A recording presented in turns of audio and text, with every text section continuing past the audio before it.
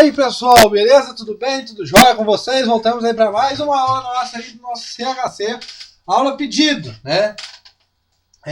Continuação aí da história do Brasil, do pacote. Vamos aí pegar o negócio aqui de sublinhar. Estamos aí então no nosso curso de história completa. Exatamente isso, o nosso curso é de história. Exatamente isso. Você pediu uma aula de história, minha camisa está escrita história, eu tô com uma blusa de frio por baixo muito bonita, né? Está muito decorada, ela tá bem produzida com a camisa, né? Então, nossa, tá chique demais, hein? Oh, meu Deus do céu. E o nosso curso de história completa, o nosso CHC, ele é completo para quê? Para concursos, vestibulares e também para militar, é exatamente isso. O e-mail, historiacom1@outlook.com, Facebook, Instagram, celular por mensagem 3296522267. E o site, curso de história completo.webnote.com.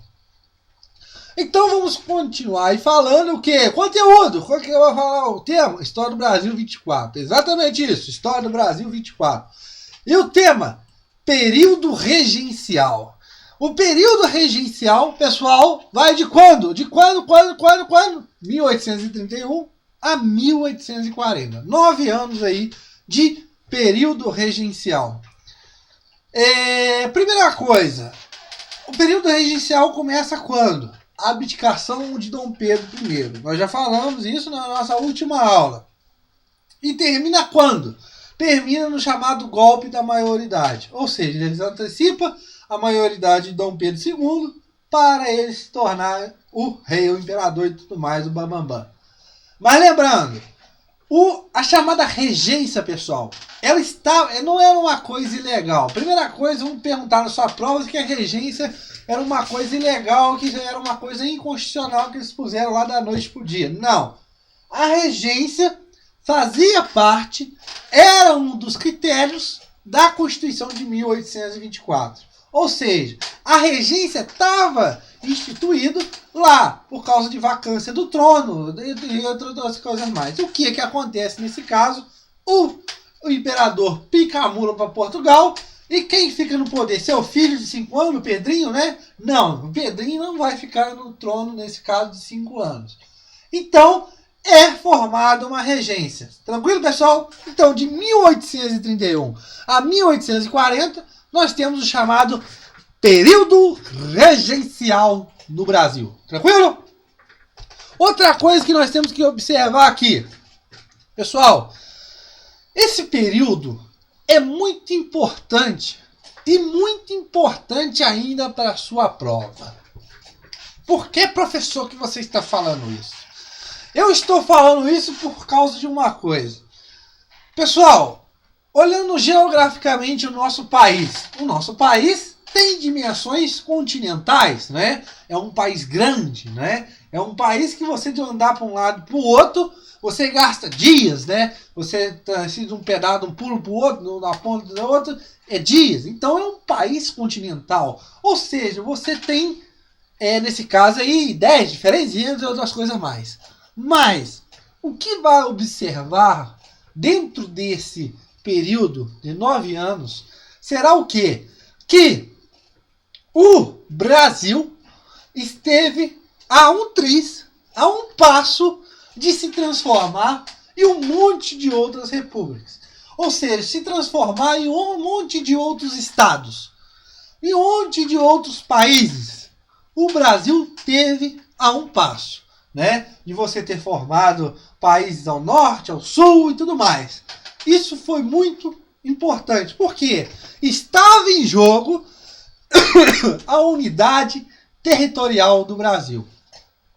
Passada essa fase, é de extrema importância para construir o grande território que é o Brasil, alcançado lá, voltando lá, no contexto da União Ibérica, ou seja, o fim do Tratado de Tordesilhas e a expansão para o oeste, principalmente através dos bandeirantes, dos criadores de gados e tudo mais. Beleza? Tranquilo? Tudo bem. Então, nós temos que observar aqui que é um período muito conturbado e delicado para a história do Brasil. Ok? Porque nós estamos falando da história do Brasil. O Brasil quase se esfarela em um monte de estados, país. Professor, você já falou isso já umas 3, 4 vezes. Tô falando porque cai na sua prova. Meu filho, o Brasil teve próximo de virar um monte de país. Cuidado com isso, falei de novo, porque cai na sua prova. Porque o cara põe lá na sua prova da seguinte maneira. O período regencial, que dado o período de 1831 a 1840, foi um período que você observa as revoltas em partes do Brasil, mas que nunca afetou a unidade territorial. Acabou tudo, o cara aí já te deu uma pernada aí, te deu uma rasteira, um sapé caiaiá, e você aí garantiu, marcou a resposta errada e perdeu a questão. Então, além das revoltas que nós vamos estudar, as revoltas, nesse caso aí, como está escrito aqui no meu caderno, as revoltas provinciais, né? Eu sigo aqui um roteirinho para você, né? Para você ficar antenado e tudo mais. Mas, além das revoltas que irão acontecer, o Brasil esteve próximo de se esfarelar. Beleza? Tranquilo?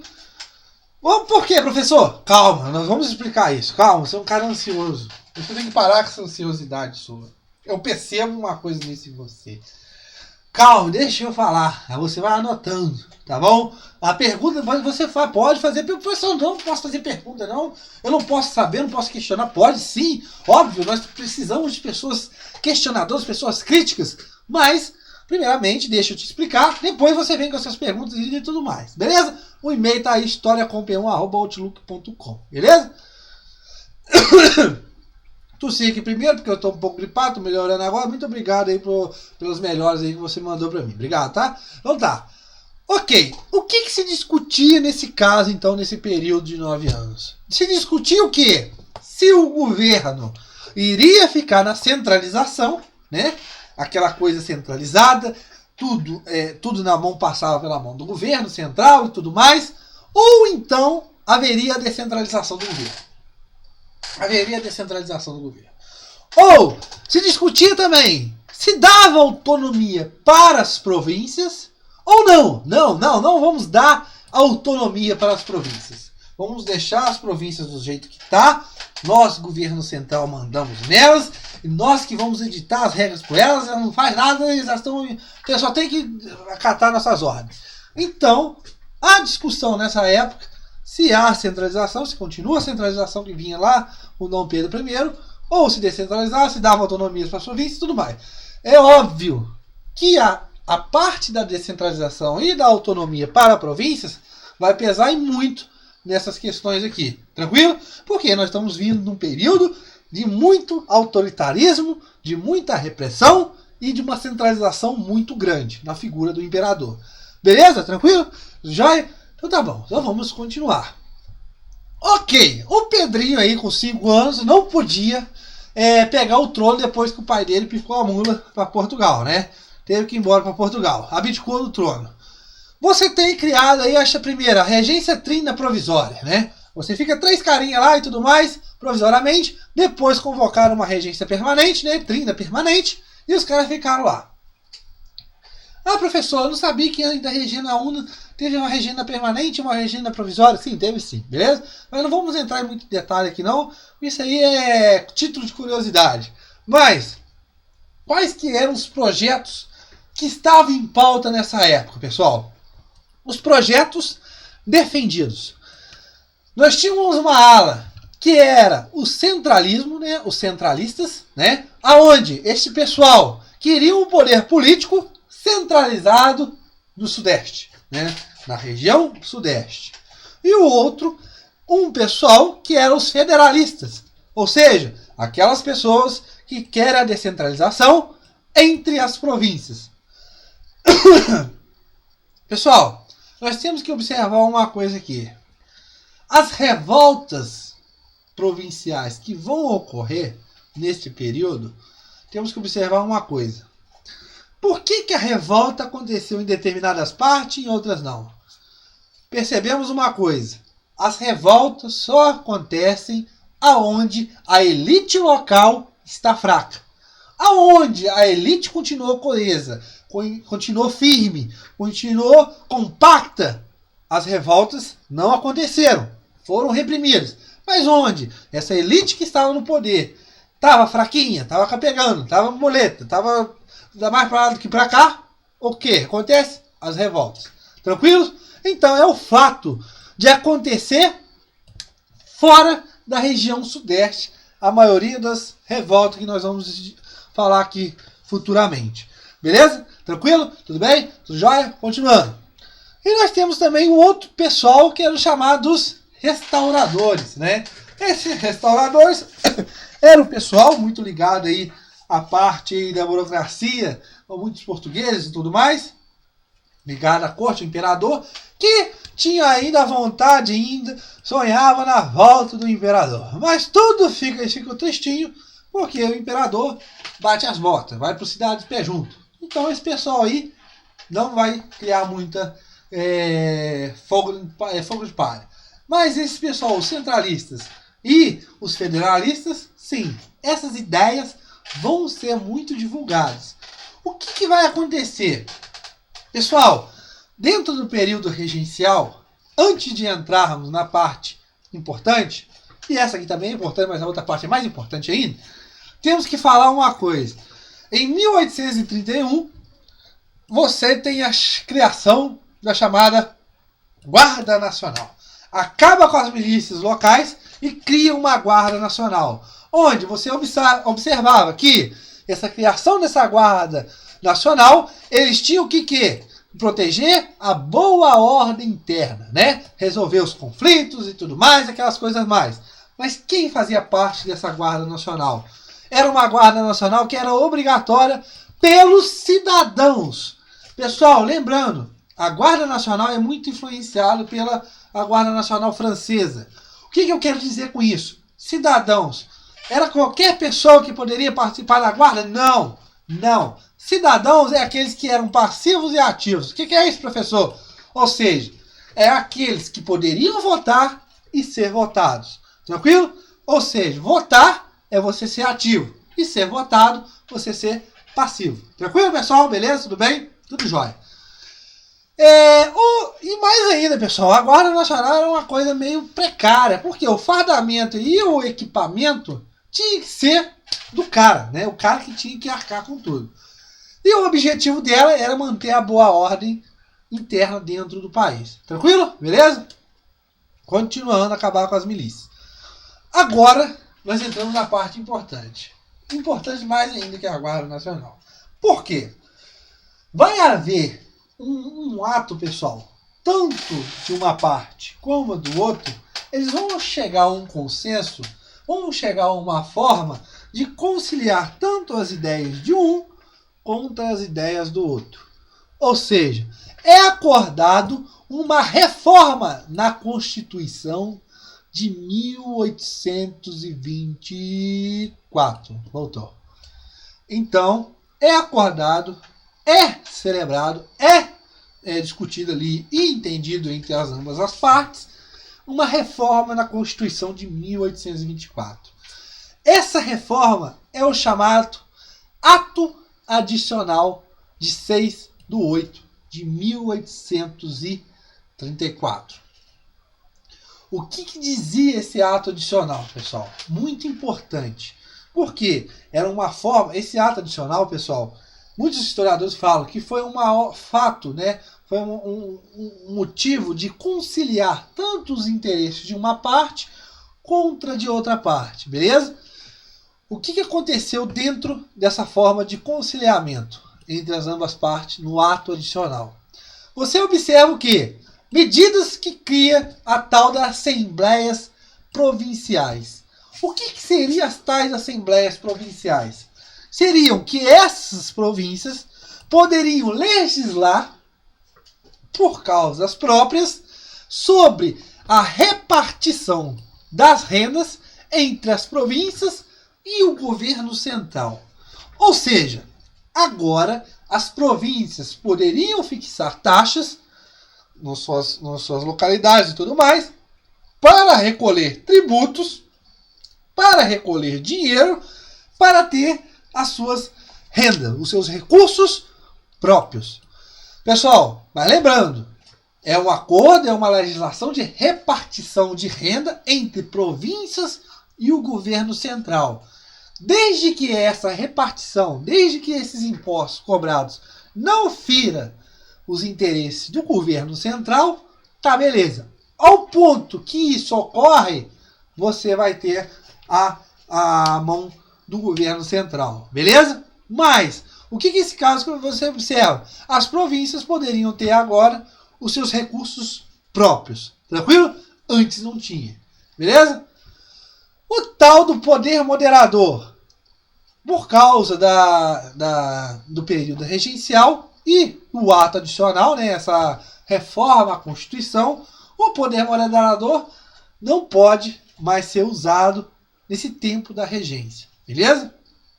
E cria, agora com o ato adicional de 1834, o chamado regente uno, aonde esse regente uno teria um período de 4 aninhos do poder, tranquilo?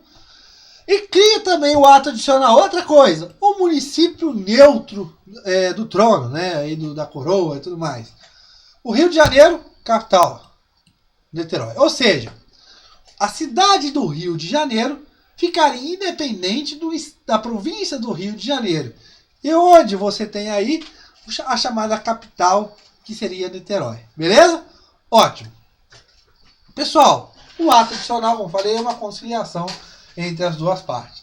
Só que vai acontecer fatos, né, que vai gerar, e esse ato adicional será criticado, né? Você vai observar que a crítica do ato adicional, né, porque várias coisas que os centralistas, né, não queriam vão ser empregadas nesse momento, e você vai ver esse bate entre os federalistas e os centralistas. Vamos centralizar ou vamos deixar a autonomia às províncias? E você vai ver o quê? O centro, né, os conflitos entre o centro, né, o poder central, e as províncias. Ou seja, as revoltas que vão acontecer dentro das províncias. Beleza? Nós temos que observar uma coisa aqui dentro, nessa parte política. Nós temos aí nesse contexto político, pessoal, duas partes, né?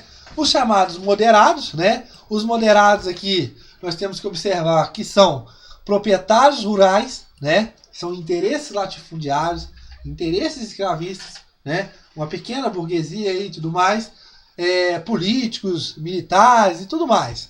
Mas nós observamos aqui que são os proprietários rurais em si. E os exaltados, né? Os exaltados era mais a classe média urbana, que apelava por reformas mais amplas, seja política ou econômica. Tranquilo? Então vamos lá. Vai ter a eleição em 7 de abril de 1835 para regente. Você tem no caso aí, vão ser do mesmo... vão disputar essa regência aí, o Feijó, né, o padre Feijó, e um cara chamado Antônio Francisco de Paulo Holanda